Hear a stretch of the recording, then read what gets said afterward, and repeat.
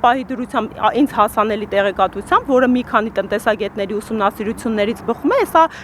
վերջնական պայմանական թիվ եմ ասում, հա, ասում են, որ մինչև 3 դրամ այս պահի դրությամբ հնարավոր է իջեցնել սակագինը, որը կարծում եմ բավականին մեծ գումար է ու ընդգծենք, հա, ի հեճուկս այդ հայտարարված շրջանառված թվի կրկին իշխանությունները փորձում են մանիպուլացնել, ասել, որ ավելի քիչ գումար է իջեցվելու, հնարավոր իջեցնել։ Այստեղ կրկին, հա, ես ուղերձում եմ,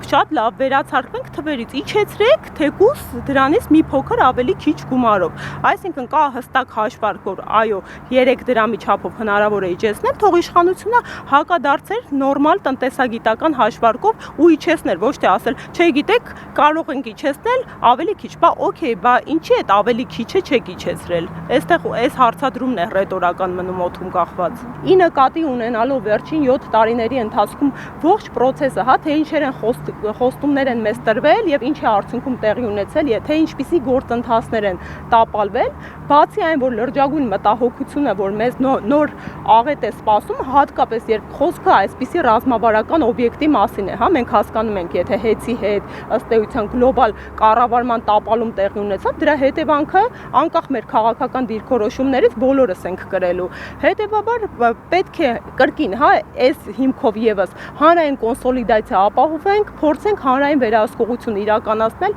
ու պահանջատեր լինենք մեր իրավունքներին, հարգելի Հայաստանի Հանրապետության քաղաքացիներ։ Իմ կոչն է, հորդորն է հասկանալու, որ թույլ մի տվեք ձեզ ճնշեն, թույլ մի տվեք ձեզ խեղճացնեն։ Դուք եք այս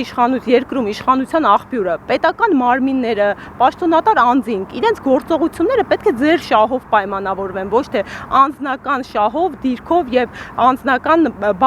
բարեվոք կյանքի նպաստավոր պայմաններով։ Եղեք պահանջատեր եւ այո, մենք այսօր ուղերձ ենք հղում իջեցնելու սակագինը։ Իջեցրեք սակագինը, պետք է սա դառնա ֆլեշմոբ, պետք է դառնա հանրային պահանջ, որովհետեւ հստակ թվաբանությամբ ընթացակարգերով ապացուցում ենք, ցույց են տալիս այս մարդիկ, որ կա դրա ֆինանսական հնարավորությունը։ Երբ սկսեցինք, հա, սակագնի իջեցնելու օրակարգը եւ հայտարարությունը իրազեկման գործընթացը մեր քաղաքացիներին, հենց ժամանակավոր պաշտոնակատարը հեծի ընդհանրապես չանդրադարձավ այս օրակարգին, հա,